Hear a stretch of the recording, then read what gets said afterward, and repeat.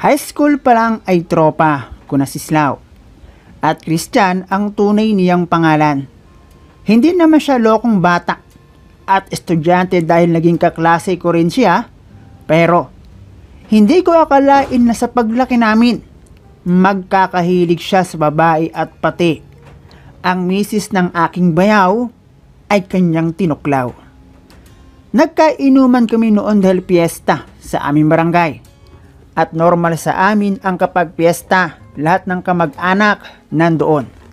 Doon nakita ni Islaw ang asawa ng aking bayaw. Kung sa bagay, sino nga ba naman ang hindi makakapansin itaglay ng asawa ni bayaw ang malaking pakwan? Kahit naman ako, napapaisip na ayos iyon. Kumbaga, bukod sa itsura, iyon pa ang una mong mahahalata. Nagtanong sa akin si Islaw, sino ang babae na mayroong malaking hinaharap? Sabi ko, asawa yun ni bayaw. Sagot naman niya, dadaan sa akin yan pre. Loko ka talaga. Asawa yun ng bayaw ko. Hanap ko na lang ng iba. Ang daming babae dyan. Ngumiti lang siya at sinabi pang, di ko naman aagawin pre. Parang yung relyenong bangus mo. Patikim pare.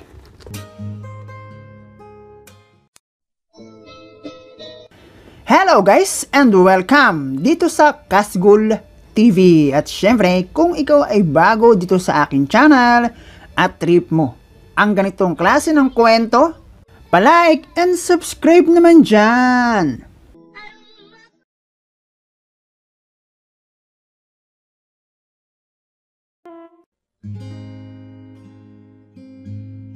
Ang mga sumunod na ganap ay hindi ko masyadong nasundan dahil syempre, si Islaw ay hindi bisita na kailangan pang asikasuhin. At dahil nga may mga bisita, iniwasan ko ang malasing. Hindi ko lang inintindi at nawala rin kasi sa aking isip ang mga sinabi ni Islaw, pero kung makailang beses din kasing si Islaw ang nakuha ng pulutan, kung saan asawa ni bayaw ang nagbibigay sa kanya. Morena ang asawa ni bayaw, ayun nga kumakalog talaga kapag siya ay lumalakad. May itsura rin pero bukod sa itsurang iyon, meron siyang apil na parabang kapag tumitig ka sa kanya ay makakapag-isip ka ng sarap siguro nitong kainin. Kahit ano nito kakainin ko. Alam niyo yung parang papasukin ng masamang hangin ang inyong kokote. Ganyan kasi ako noong una ko siyang makita.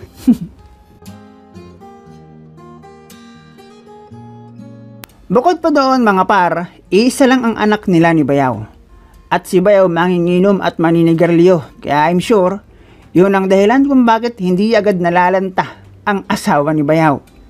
3 araw, makalipas ang piyesta, nabalitaan kong nag-away ang mag-asawa.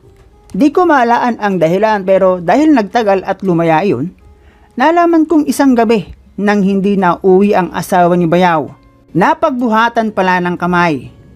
At doon ko nalaman na selos ang pinagmulan ng away nilang mag-asawa. At si Islaw, anak ng bakulaw talaga tong si Islaw.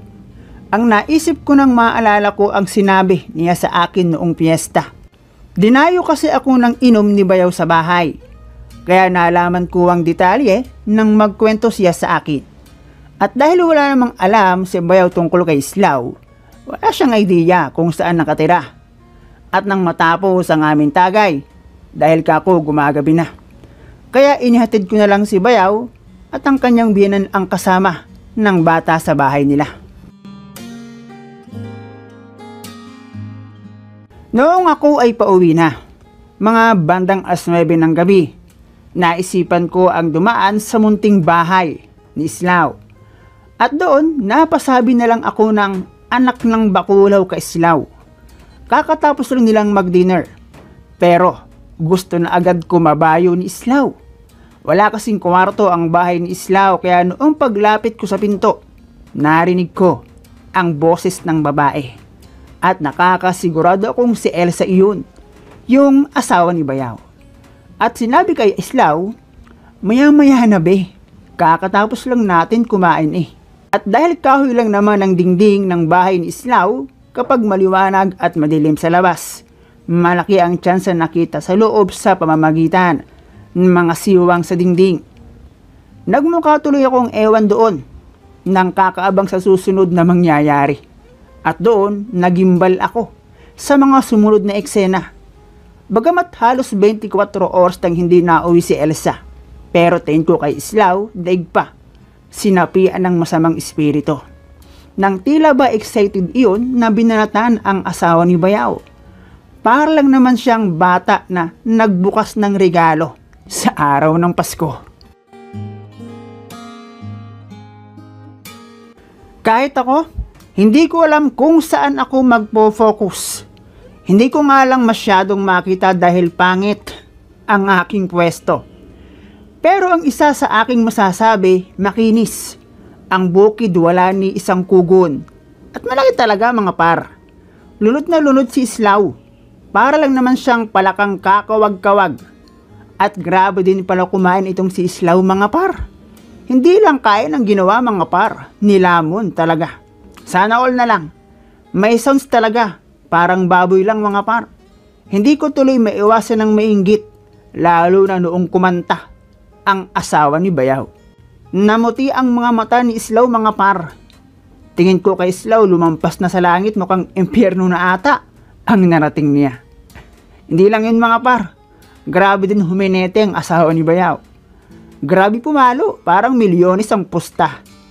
Kaya naman nung matapos sila, dali-dali akong umuwi. Para kami naman ni Mrs. ang magpustahan. Pakiramdam ko kasi puputok na ang bulkan at dapat nasa tamang lugar. At doon ko na rin sinabi kay Mrs. ang aking natuklasan. Kaya raw pala para akong bago at hype na pumasok sa silid ng kaluluwa at panahon.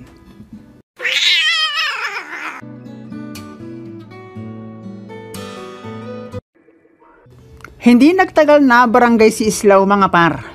At dahil nasa 2 araw ding nagsama si Islaw at ang asawa ni Bayaw, hindi pumayag si Bayaw na makabalik pa ang asawa niya sa bahay nila. Kung sa bagay, kahit naman siguro sa akin yun mangyari mga par. Maghanap ka ng matitirahan at panindigan mo ang kasalanan mo. Kaya kayo dyan, huwag na kayong maghanap ng Islaw ng buhay nyo kung pamilyadong tao, para hindi masira ang pamilya nyo. O di kaya naman, hindigan nyo na. At huwag nang umasang may mauuwian in case matauhan.